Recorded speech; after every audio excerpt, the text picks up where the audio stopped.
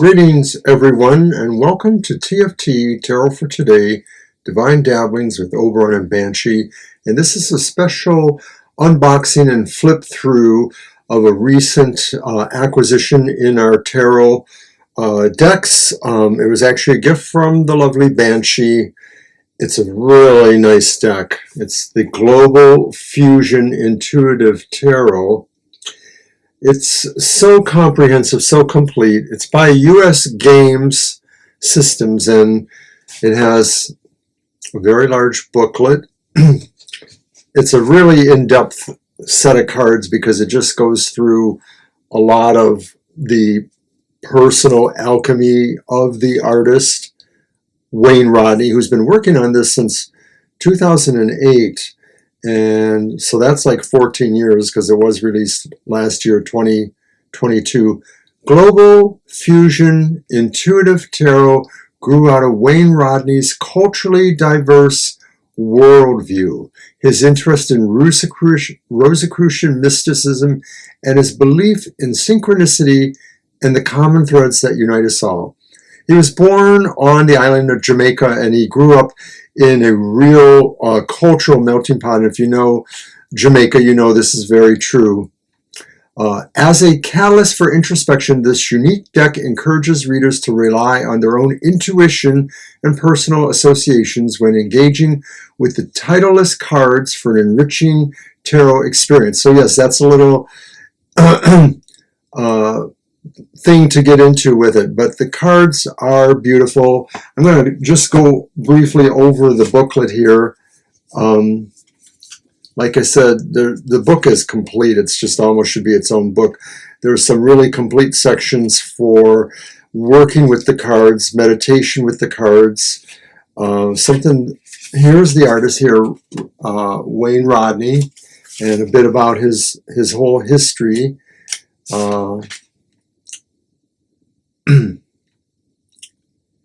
Divination versus contemplation, how to use the cards, a number of spreads, divination by meditative shuffling. This is something that I sort of do unconsciously on my own, so it's quite unique. But it is well written out.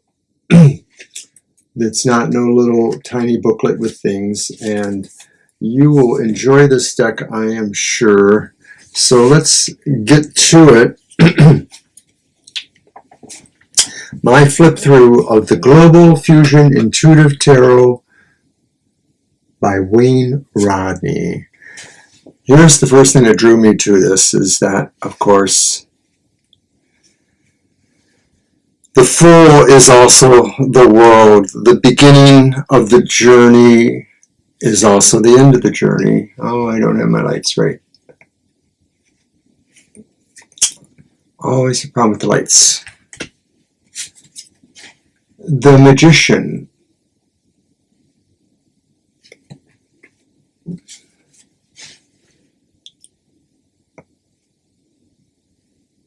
The High Priestess.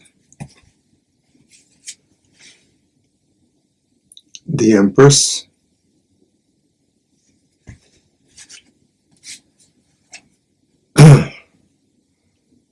The Emperor.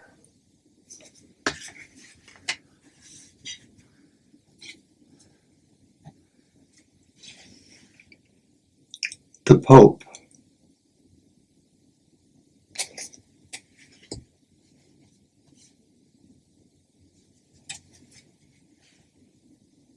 The Lovers.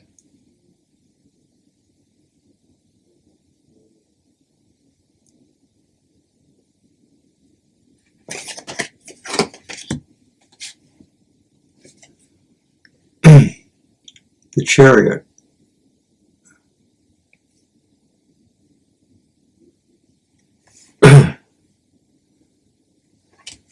It's kind of cool.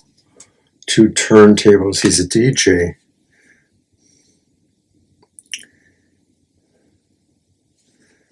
Strength. Number 8.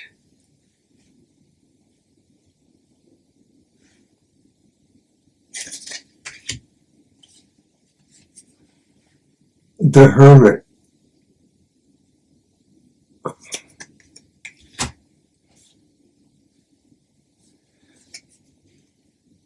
the Wheel of Fortune,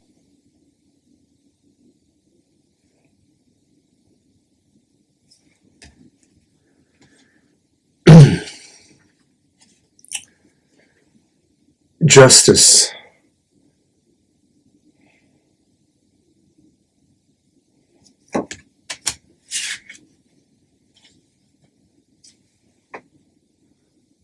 the Hanged Man. I like the guitar hanging too.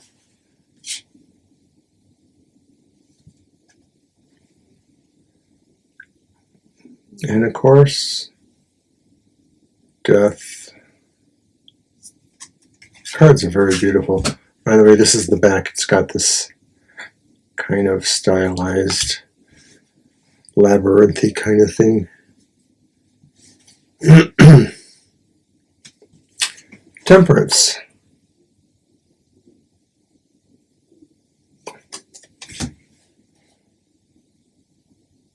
The Devil. And I like the Devil because the figures aren't naked. They have loincloths on. Very nice. Bravo. This one is quite cool. And of course you see some of his other influences. Maybe the architecture styles of Jamaica, but I think it looks very Asian influence there. But it's the tower, the man falling in the foreground, and it's all flaming. The star.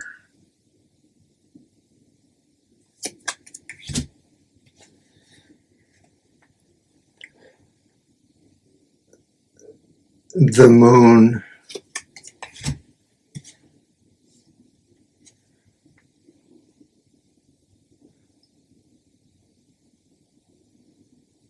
The sun.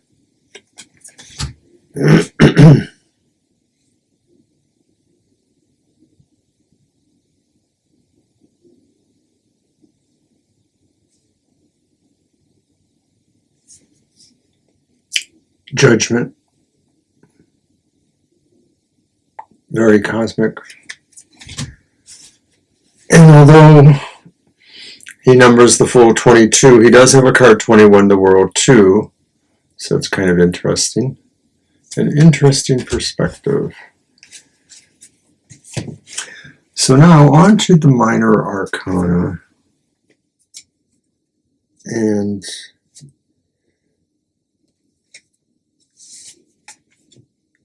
I'm gonna, let's see if I can deal with it better this way. No, I don't think I like that. I like it better under this camera. So we start off with the Ace of Wands.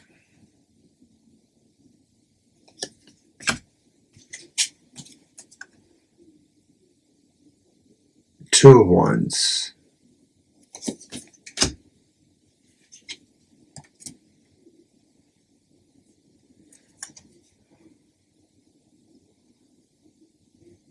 Three of Wands.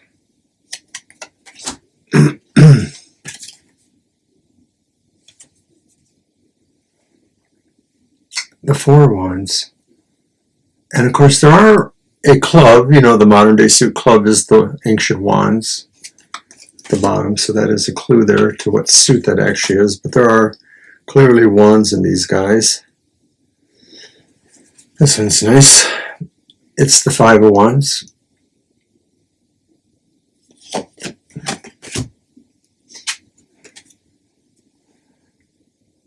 Under the Six of Wands.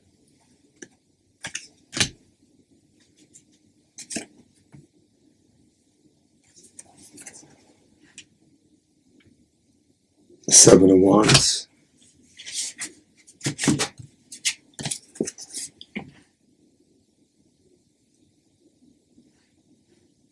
Eight of Wands.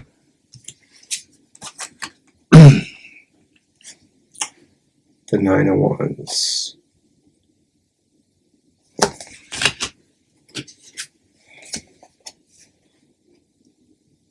And the Ten of Wands.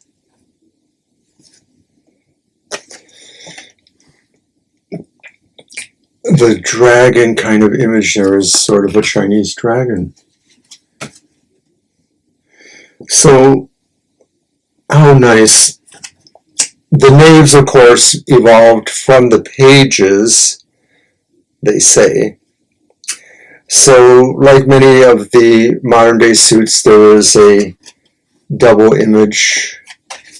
This is the knave or page of wands. So I like that. All right, then we have the knight of wands, more like a traditional knight. And I think I've noticed that most of the wands do seem to have Asian themes or Asian type trends. Not totally, but a little bit.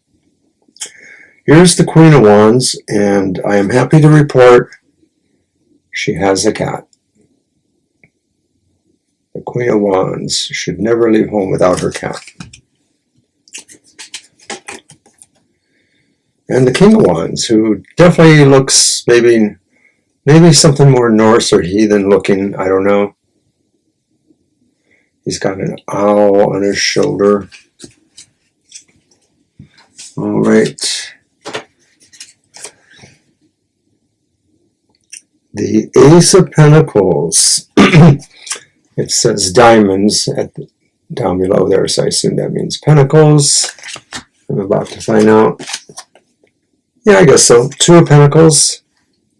There's the balancing act. The colors are never overstated. They're bright and colorful where they needed to be, but they really go with the somewhat heavier line quality of the art.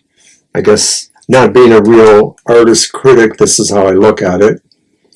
I still really enjoy this deck a lot. I'm going to love using it. It's going to be a regular deck. I don't think I'm going to use it for special type readings on Goth Tarot or emotional exchanges or whatever.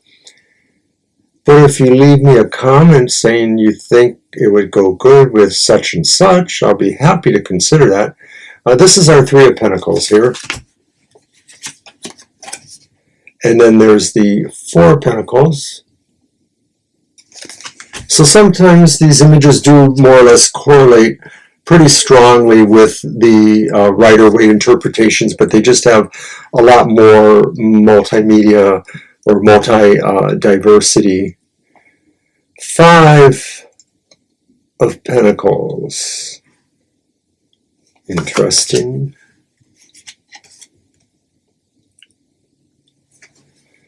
Six of Pentacles, and it kind of has a steampunk influence, or so I would say. Seven of Pentacles. I like the dark earthiness of this. I think the fellow there looks a little sinister, but so be it. And then the Eight of Pentacles.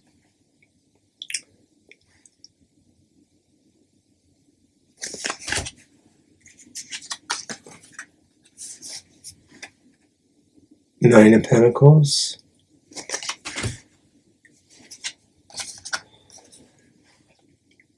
Ten of Pentacles. Beautiful.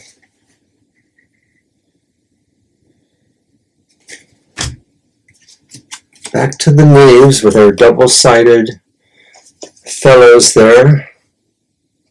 And this is the Knave of Pentacles. Then there's the Knight of Pentacles. And the Queen of Pentacles.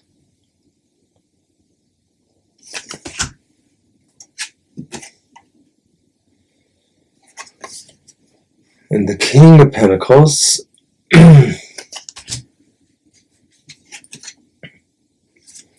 On to Cups, which are hearts. And it's a beautiful, beautiful Ace of Cups. Two of Cups, that's interesting. Very magical looking with the griffinish being or whatever that is up floating overhead. Three of Cups has a very conventional look to it.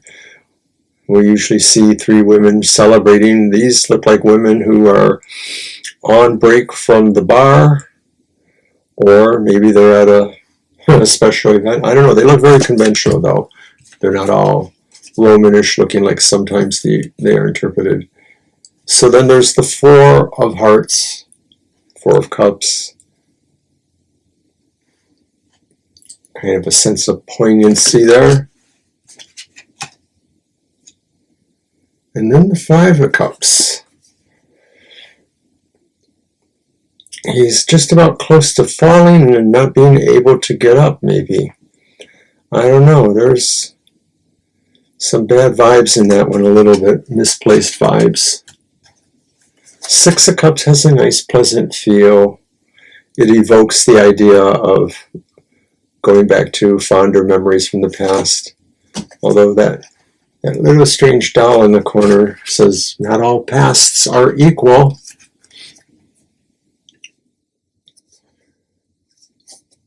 Okay, so here is the Seven of Cups.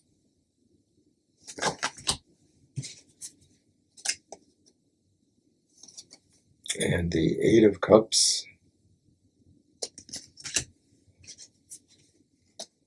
And the wish card, the Nine of Cups. Would you take a wish from that person? I think I would. Ah, beautiful. Ten of Cups. You know, the Ten of Cups, you just can't go wrong if you keep it to the basics. A rainbow, a child, maybe two. And then our Knave. Our Knave of Cups. Well, one's a pirate and one looks like a younger pirate or a romantic type. I don't know. The Knight of Cups. Ooh, this one is a little bit different. It's kind of like an underwater knight. Well, you know, it is the water element, they say. Or we know. Interesting. Queen of Cups.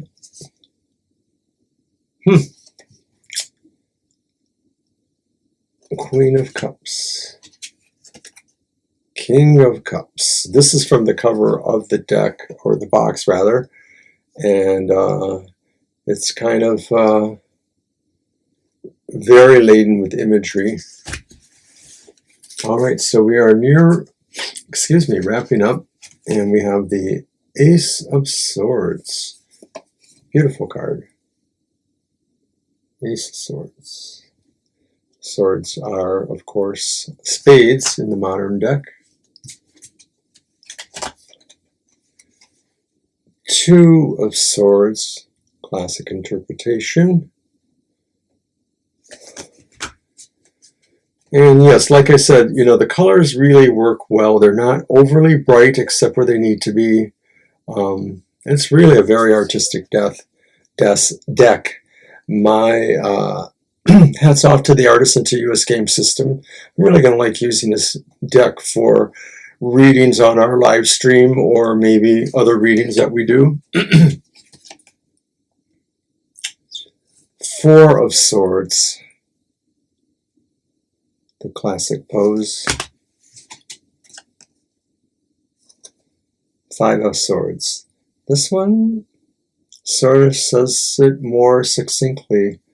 You know, clearly a victor, and your sword belongs to him now. Six of Swords.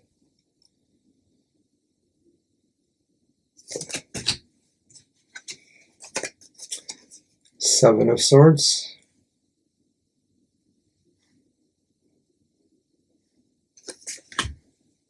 The moon there as a sign of deception, I suppose.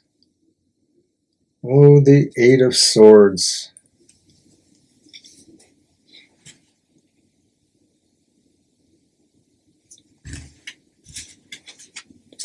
And then we have the Nine of Swords.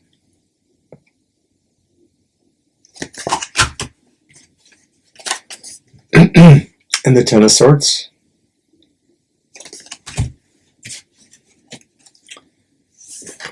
And our dual Knave of Swords, and the young man with a sword, and then the seasoned swordsman, Saracen perhaps.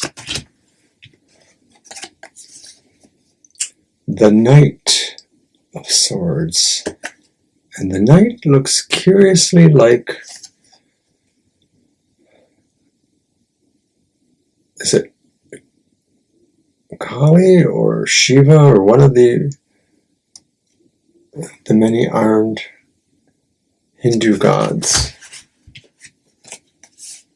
Queen of Swords with her patient, loyal eagle. Buzzard. Oh, and then a King of Swords.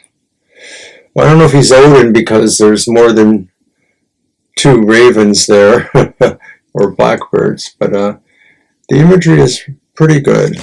I like it.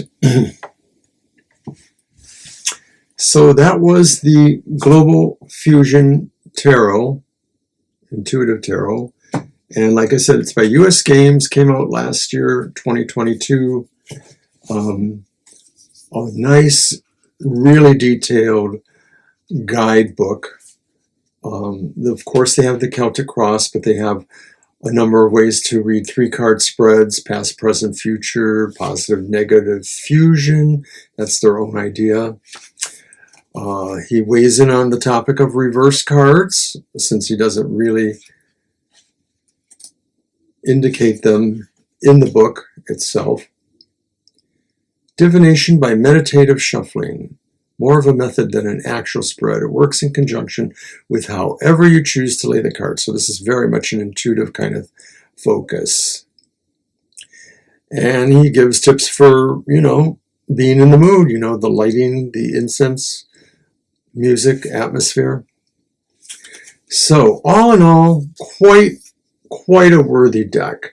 I think this stock a card is a little cardboardy, but I think it should last pretty well. There's a veneer. I think it'll hold up well. It's easy to determine, despite the lack of verbiage, what the cards are. Just got to orient yourself to them. All in all, a worthy gift for me, and a worthy gift of me to use for you.